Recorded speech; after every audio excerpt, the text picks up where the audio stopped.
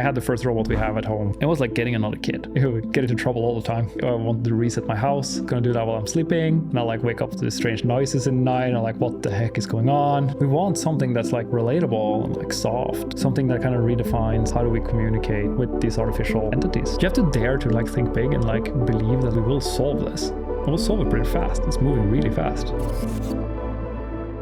This is Bernt Børnich. Yeah, close enough. Something like that. Yeah.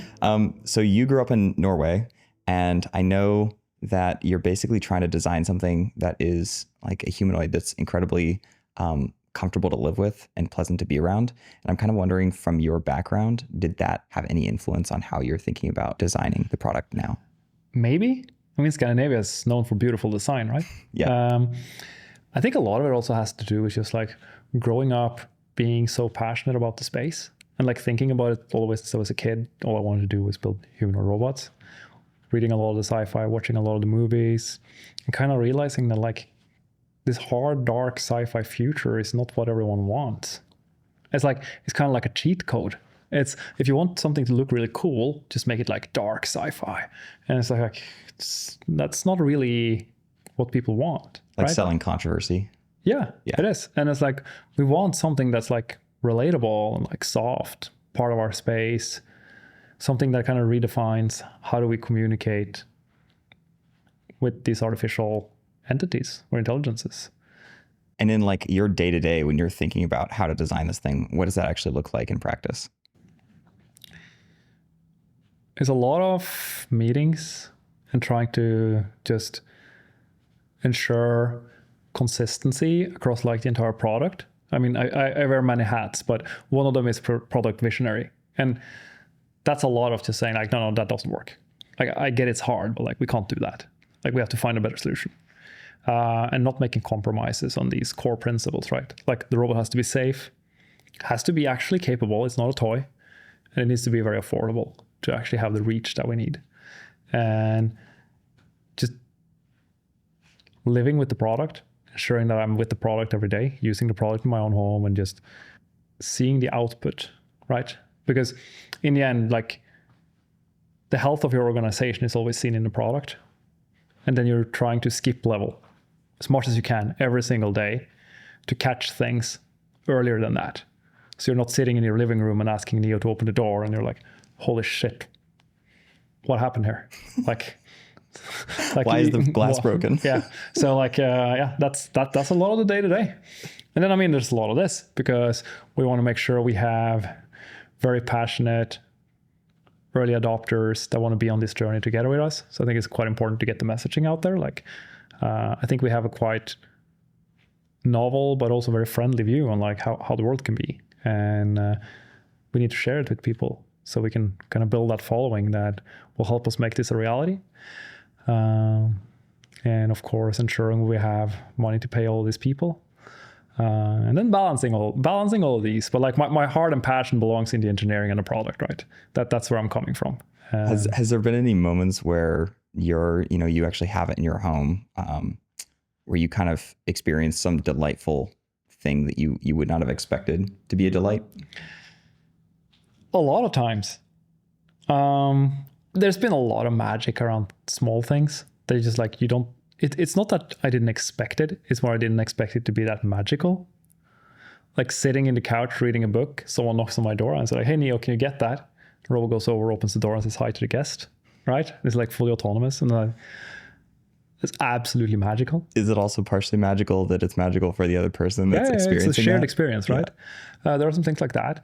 The first time the robot sat down next to me on the couch, and we were having a conversation with the robot, and it's sitting down next to me, and it just dawns on me like how incredibly different the conversation is from standing. Like it completely shifts the perspective of the entire interaction. And I'm like, holy shit, like that's so like different. When it's standing, you're just asking it for stuff, and when it's sitting but down, like we can stand and have a conversation, right? Yeah. Like we are having a conversation now. If we were standing having this conversation, then we sit down and continue. The conversation kind of shifts, the perspective shifts. It's different. And we're not used to this when we're talking to an AI. we talk to our phone or whatever, right? So like there's the obvious things like, okay, you're talking to something that has an embodiment, so it has body language, it can look at you, it can know who's talking, all these things. But that's obvious, like everyone knows that, right? And that works really well and it's magical. But the shift in perception, once you kind of like sit next to each other instead of standing, I've never kind of noticed it until it happened with a robot, because I'd never done it with a robot before.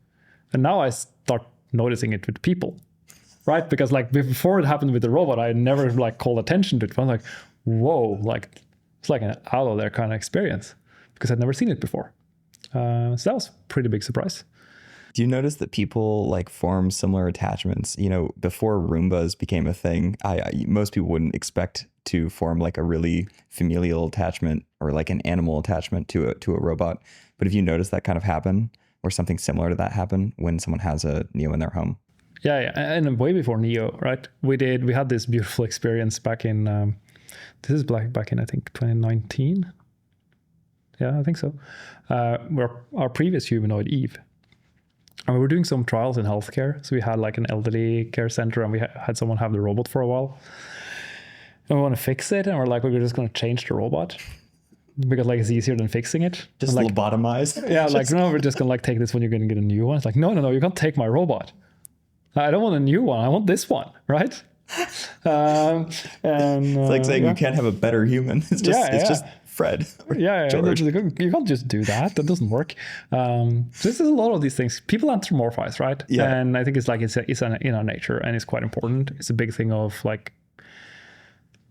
There's a completely different tangent here on like how much like the social context actually drives cognitive development, which I think is quite interesting. But do you want to go down that? Yes, but first, just to say that, you say pet, and I think it's quite interesting because what is Neo? It's not a pet, but it's not a human. It's something else, right? It's some, what should I say, that's something in between. Like it's like a companion that can be there throughout life, and know like the good, the bad, and the ugly, and like remember your entire history, maybe shared family history, and always be on your side. Understand how you feel. Yeah, I think that's, to me, that's just magical. And like the closest I come is to thinking about it like, if you know, in like Calvin and Hobbes, it's kind of like my Hobbes, the toy tiger. But there's also a lot of unanswered questions here, right? Like we don't know how this will pan out, but it is going to be a lot of fun, and it's going to be really interesting. The social side, cognitive intelligence, there's a lot of development in intelligence that only happens to species that share a habitat and live together, right? Solitary species do not have this same type of cognitive intelligence. And also the context of everything, not just the conversations we're having, but just the context of simple things like manipulation and practical tasks. It changes based on social context. Simple favorite example being like, is the coffee cup in front of me dirty? Or is it in need a refill? Or do I keep it throughout the day? It's very hard to know. It has a very deep social context. And is it yours or someone else's? Usually I keep it throughout the day, so don't take my coffee cup, right? It's like, it's all these nuances of life. And I'm really excited to start capturing all these nuances of human life and how they can help us build better intelligence. Do you have to think through, like in designing the robots today, if you are going to be putting them in people's homes and people are going to be forming these emotional bonds and attachments to them, do you have to think through like many iterations into the future of what do I want this thing to look like? What do I want it to be, you know, at least the skeleton to look like, so that if someone ever wants an upgrade, it doesn't feel like you just completely ripped out the brain of this thing? It gets weird because, you know, there's this old kind of like philosophical problem, right? Of like, how many times can I change the head and the shaft of the axe and it's still the same axe? And we literally have this problem with the robot where we defined like, okay, the head is the name of the robot and the serial number. So you can change everything except for the head, and it's still the same robot. Now, actually what happens sometimes is something goes wrong and like you have the full robot, but you just change the head, and they will refer to it as the same robot, even though you changed the head. And now it's just chaos, right? Because like then this is like just internal like service or whatever, right? It's like, no, it's that a robot. It's just like, no. It's like, so we ended up with having like, we have this new concept now that we call like the quantum serial number, which is the robot's quantum consciousness. And it's like virtual. It's like no matter how much you change everything on the robot, it's still the same robot. Not sure if our users will be happy with it, but it's our current best bet. That's your best bet right now? Yeah. Okay, interesting. What has it been like putting it in the first few people's homes? Like, what have been the most surprising things? How hard it is? Hard it is? It's the real world is so freaking hard. Like it's what's gone wrong? Everything. Like I know, like everything, right? Like when I first got this at home, and I mean I had the first robot we have at home quite a while ago, like a couple of years ago now. It was like getting another kid. Right? You would get into trouble all the time. And also we tried running it at night because it's a bit slow in the beginning. I was like, oh, I wanted to reset my house. So it's going to do that while I'm sleeping. And I'll like wake up to the strange noises in the night. And I'm like, what the heck is going on? That'd be so scary if you're getting a glass of water and this thing just like, you just see the light flash on. Yeah. So there was a lot of fun experiences, good memories. But you know, the real world is really complicated. And that's why it's so beautiful. And that's why it's so important from a data point of view. But it's going to be a long journey. I feel we're getting to now where like I'd say like the robots they're genuinely useful and enjoyable if you're an early adopter and nerd like me. And then it gets better every day. And following that trajectory is very beautiful. But it's not for everyone yet, right? It is very much for early adopters that want to be part of the kind of first wave that has this at home and gets to live with the technology and learn how that is. But there's a real benefit to that also, right? Like being the first adopters of these kind of like new novel 0-1 technologies usually has huge benefits down the road, because now you kind of like you see the world with different eyes, and there's power to that. So I think we'll have a lot of very happy customers, but it's probably like a year or two until you just like buy it for your grandma because she just needs help. Yeah. When was the like inflection point in your mind when it actually like became useful in your home? It was very early. It's been more like, because you don't need to do that much. Just like tidying stuff, putting it away, doing some vacuuming, putting stuff in the kitchen in the dishwasher, and just like, that's nice. And also like sitting down with my friends and playing board games, and everyone's just like, hey, can you get me a cup of tea? Hey, can you get me a new Coke? Hey, can you like robot goes and does stuff, right? Like you could say like you don't need that, but it's a lot of fun. I was thinking like the most basic version is like a pet rock, and then you start adding a little bit of, and like people have pet rocks. Yeah. Then you add a little bit of functionality and it like vacuums for you. Yeah. And then you add a little bit of functionality and it gets you tea and vacuums for you. Yeah, but I think the bar is actually pretty low as long as you don't overpromise. Yeah. Right? It has to be expectation managed, right? What was hard was not that. What was hard is just like the basic stuff, like reliability, user friendliness, all these kind of things, and getting that right. Wi-Fi, freaking Wi-Fi. Wi-Fi was an issue. Wi-Fi is still hard. Like Wi-Fi is almost harder than robotics. Oh, right? Goodness. Okay, how do you solve that? Oh, good Wi-Fi, good antennas. Make sure your robot has really good Wi-Fi. Make sure your customer has good Wi-Fi. Not everything has to happen over Wi-Fi, but the robot is significantly less intelligent if it cannot have access to a bigger model, right? Interesting. Okay. So all the safety critical stuff and like basic functionality runs on the robot, but some decision making happens in the cloud. And also if you want the robot to have someone intervene and take over and help you if there's some tasks that the robot isn't able to do quite yet autonomously, and you have some teleoperation, then that requires Wi-Fi. So that's what I'm saying. Like it's the subtle stuff, right? It's like, again, it's the real world. Like you're in your lab and you're like, this works, and you put it in the real world and it's just like, oh man, like there's a long way to go here. Luckily we did that like already 2 years ago. So we have quite a bit of experience with putting things in the real world and figuring it out. Yeah, I find it so hilarious that like a Wi-Fi router is the difference between the thing working and not working when you spend, all this time and energy in a lab, and it should work and then the Wi-Fi is the issue. But you're still probably routinely struggling with video calls, right? I actually don't do video calls. I pretty much just fly in and talk with the person if I want to go talk with someone. Okay, so let's make sure Neo does all the other things you don't have time to, so you can travel here and have a good conversation. Yeah, and I'll drive in my autonomous car. I can't wait for that, by the way. I am so excited for that. Driving is not something I enjoy. It's so strange to me that like I think 3 million people die every year from car accidents. And also, like I thought a long time ago about like the amount of cognitive, energy that's gone towards driving when we don't need to.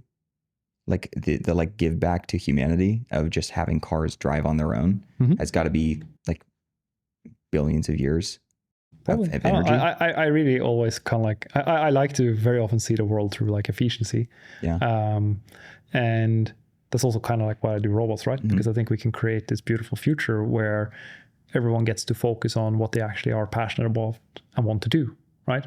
I like to say like I want to try to turn the have to into want to. I think there's a lot of connection between that and happiness. And that means like the amount of inefficiency in society, like wasted time that no one seems to care about. Like just simple things like infrastructure. Like you say, like cars is one thing, but like if your train spent half the time, since we're in California, right? The amount of productivity that could have given us, right? Like you look around and you see a world of opportunity. Yeah, there's enough to do. So for people who are worried that like when the robots come, there will be nothing to do anymore because the robots will do everything, I will be very happy when that happens. But I think it's going to be a long while. There's so much to do. Like just look around. There's so much to do. We're not going to run out of stuff to do. And if you run out of stuff to do, find something you're really passionate about that makes sense to you to do, even though you don't need to. And then you'll be happy. Yeah, it's very strange when people, there's the, I don't want you to take my job, but then there's the same people that are like, I don't like my job. It's like, I think the loss of something is so painful that the idea of loss is worse than the fact that you don't even enjoy it in the first place. Well, I think also it's just like this desperate like human need that we all have to like belong and to have a purpose. And like, why do you get up in the morning, right? You get up in the morning because you're going to do a lot of stuff that is meaningful to you and to others. And the others part here is very important. And to a lot of people, work is a sense of purpose and belonging. So I do think that's important. And I don't think that like in a future where we have a true abundance of labor, that people will find meaning in just having mojitos on the beach. I think people will need to have something that drives them. I just don't think that's tied to productivity and the need to do a specific thing to survive. I think we can be so much more. And I don't think we will run out of creativity, basically, which is running out of things to do. We will invent things to do that is meaningful to us. Yeah. And I mean, we do this all the time, right? We pay extra for a painting because it's made by a great painter. And even though my robot could paint a better picture, you wouldn't buy that instead. And I actually seriously, I think that in the future, I'll invite you to my home and I'll say like, hey, you want to see the plumbing? It's going to be this like beautiful plumbing. It's going to be like, this is like this guy, like this artisan of like a plumber, a craftsman, proper craftsman that did this plumbing. It's like freaking beautiful. This is not done by a robot. This is done by this guy. Like it's signed here, right? He did the plumbing. I don't think like these things are going to disappear because we have robots. That at least that's not what has happened up till now in society. Your idea is kind of there's going to be a lot more like craft and thoughtfulness and small things in the world. Yeah. It's going to be a beautiful world. I love that. Yeah. So I know you started thinking about humanoids when you were like 11. And I just I was thinking about robots and stuff too. But for that specific thing, how did you initially get turned on to it? This is like years ago. This is not pre deep mind. And like it's I wish I could say something here that makes sense. But literally I remember when it happened. Mm-hmm. I always loved building things, by the way, from before this also. And I built often electromechanical things, like picking apart kitchen appliances that had motors or whatever, and like putting it back together to build something. But I was looking at an excavator, just kind of like doing its thing. And I was like, I'm going to make humanoids. And it makes no sense. But from that point forward, So you're 11 and you're looking at an excavator, and that's the. I That's decided to the make humanoids. What But was like I'm not sure what it is a robot though. An excavator is a robot. It's useful in society. It's doing something that we all want, like do garden, house, whatever. It's creating real tangible It's creating value. real It's tangible moving value. something from somewhere Yeah. else. Yeah. So, but it is the pinnacle of engineering, right? It is taking every single science and combining it into one product. We do everything from materials science, but new like ways of die casting aluminium to how to make the synthetic fibers that allows us to make these tendons in our robot, all the way up through like electromechanics, motors, sensors, mechanics, cameras, compute, firmware, software, AI foundation models, product design, psychology. Like it's every science coming together to create something beautiful. And hopefully in the end, even like it's be interesting to see like where does this go, right? Can we create artificial life? There's not there, like as someone who just loves building things in engineering, like can there be anything more interesting? Like I think rockets are pretty high up there, but They're pretty interesting. they're not as interesting, right? They're lacking some of these things. They're not intelligent. Rockets are more of a means of transport. Yep. Right. It's a very fancy, what should we call it? Fancy plane. You know, I think you started the company in like roughly 2014 under a different name, and you basically are pounding away for, this is like year 10. Like this is one of the weird things about this company in particular, is it's not just started 2 years ago and it's like, all right, let's grow as fast as possible or whatever. You've been going on this since like 2014, 2015. What was the initial like thought in your mind for, I'm going to go tackle this specific thing? Well, this is a very simple answer. Money. In the sense that I always wanted to do this. Yeah. But I'm not a believer in like, you don't bootstrap humanoid robotics. It's pretty capital intensive. I've been working on a lot of different systems up through the years, and like, I had no belief that this is something you can solve by reusing existing supply chain. You have to go back to first principles, and like every single thing in the robot, you need to think from first principles. Like, how should you do this? And then you end up with like, the motors don't exist, the gears don't exist, the sensors don't exist, like nothing exists. So you have to make it all from first principles. Actuators. Yeah. So basically the actuators, but also the, like I said, the sensors. Often like it's very connected. So to make the actuators, you need to make a new type of electronics. And then you need to write the software for that new type of electronics because that doesn't exist. Now you need to invent the manufacturing for all these things because that doesn't exist. And like that takes a bit longer than making an app. So although I've woken up many times for the last decade and thought like, shit, why didn't we make an app? What brought you to that point in time when you would wake up and think about, why didn't we build the app? We've been close to the edge sometimes. Yeah. We've been on, literally been on like less than 48 hours of runway and things like that, but that's many years ago. Amazing. So we pulled through though, and it's put on us in a very unique situation now, right? Because we're the company that actually did all the foundational research, and this allows us to build something that is very unique. While everyone else is kind of like clobbering together like the classical things from classical robotics, and then like basically putting 4 robot arms together and saying humanoid, we've actually really innovated on the core technology. And that's why Neo can be safe, right? Why it can be so lightweight, low energy, compliant and soft, while still being more capable than the competitors. And why it can be so affordable, because it's just from first principles from day one. How do you minimize material consumption, right? How do you ensure you're efficient? Need the smallest possible battery. How do you ensure you don't need any special alloys or materials? How do you ensure you don't need tight tolerances? How do you ensure it's manufacturable in few parts? And like, not just doing that when you're designing the actual physical product, but doing that when you're choosing the technical direction for how the product should even work. Right? So you can't just do it afterwards. That would be like saying, I built this beautiful gasoline car over here. Now let's just make it electric. No, like that's a completely different car. Like now you need to start over. So you actually have to start from these first principles. And I think that's been very good to us, that we were able to do that very early. And I think also able to foresee quite early what would be the most important things for this to have. as big of an impact as possible. And to me, that's back to like, it has to be safe, right? It needs to be among people. If it's not among people, you're not going to have the data needed for intelligence.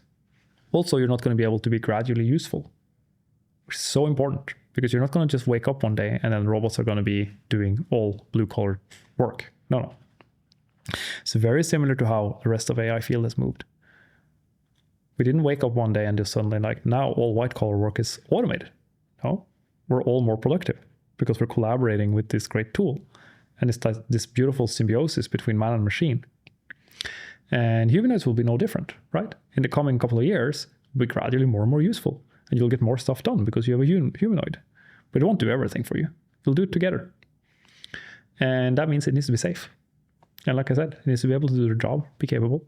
But then lastly, like the affordability thing. Is that the thing that you're most concerned about right now? Is just like getting the cost down to something where people are really like happy to adopt it? Now we're already there. I'm happy with that. I'd say like my main concern right now is more operational. Let's make sure we produce them with a very high quality and reliability. Let's make sure we communicate very clearly with our customers. Let's make sure we give everyone a very good customer experience, happy customers, good relationships, operationally just excel, get all the basics right, like security, privacy, safety, like, I mean, the part that's the product, right? Yep. Yeah. For scaling up, like, I think I was watching Jason's video right before I came. And initially when you were just talking with him, you were kind of talking about, I think you wanted to do like 1 million by 2027. 100,000. 100,000? And then like 2028? Million by 2028. Okay, yeah. There you go. Would have been the biggest like operational challenges and like scaling up manufacturing and like hitting those kinds of numbers? And what do you expect to be the biggest difficulties in the future? It's just back to reliability. Like, I think we've done an incredible job in simplifying the system and making a humanoid that is very complicated in how capable it is, but it's still quite simple. That being said, it is a humanoid. And like back to like all science is coming together to create this beautiful thing. One of the more complex things people have ever managed to make. And now you need to make it reliable. So all of these systems and subsystems, they all have to work at the same time, and none of them can fail. And then you're scaling manufacturing, and you're bringing in like, I mean, we brought our factory up and running in Hayward in 4 weeks from we got the building to we produced the first robot. We hired like more than 40 people in one day, right? We had like a event where like come build robots with us, and we hundreds of people lined up, and we screened through and like onboarded people, and like amazing people really showing up to like help make this become the future. But also like that's a lot of new people in the same day, right? So like how do you make sure the robot that comes out on the other side is still reliable? Like these things are like, in the grander things of like researching how to create like these embodied AIs and beautiful machines might seem simple, but like these operational things are not simple. They're actually quite complicated. And I think there's a lot to do there. And then it's of course a race to get the AI to be good enough to make you super happy as a customer. There's a lot you can do with not that much AI also. Like I like your example of like the gradually evolving rock here. But you're not probably that happy if it's still a rock in 2027. So like there's a certain progress that's expected. I know the distribution of 3% are super happy early adopters. Yeah. And I mean, that's still a massive number of people. It is. Which like it's way more than 1 million. But you can piss them off, right? Yeah. There's many examples of people doing that if you overpromise. Like I think they're among the most picky users you can have because they're so knowledgeable. So like if you sell them something, it better be what you said it was. So it may just like pick up your coffee mug and open the door, but that's what you need to promise. Yeah, don't promise more. Yeah. Right. So are you constantly like trying to think through yourself, you're trying to move really fast and increase capabilities, but you also want to like expectation set really carefully? I think it's very important. You have to dare to like think big and like believe that like we will solve this. We'll solve it pretty fast. It's moving really fast. And when you're living in that space every day and that's your job, right? Being the evangelist, it's just like, of course we can do this. Like we'll make it work, like, right? And now when you're talking to your customers, you can't say the same thing. There has to be a certain buffer because we think we can do a lot more than what we say we can do. And we just want to make sure that, like, worst case, you're still happy. Best case, you're blown away. Let's end it on, like, what are you most excited about in the next 12 months? No doubt, seeing more and more Neos out into homes. Having the technology I worked on for a decade actually be useful to people. And can't wait to ship the first robots to what I'd call like our normal customers, right? So even though we have it in homes, I wouldn't call it normal customers. Are you going to try to basically have every single one of your employees have a Neo in their home just to have as much contact with the robot as possible? Not necessarily every single employee, we're too many. Hopefully they will all buy one. Then they can have one. But I do think, like, the bar should be, if your employees don't want to buy one, something's wrong. I remember Brian Chesky had a thing where he would basically offer, or he wanted the people that worked at Airbnb to spend as much time staying at Airbnbs to go through the process of just like booking on their platform and stuff to try to understand what the customer experience was like and just predict pain points. Yeah, through that. And it does make sense to subsidize this. Yeah. But I think even in that case, right, you should probably pay for the Airbnb. Yeah. Maybe you get a good, healthy discount, so we make sure you use Airbnb, but you're not really a customer experiencing the product unless you need to pay. It's an important part of it. You paid for it. Are you still happy?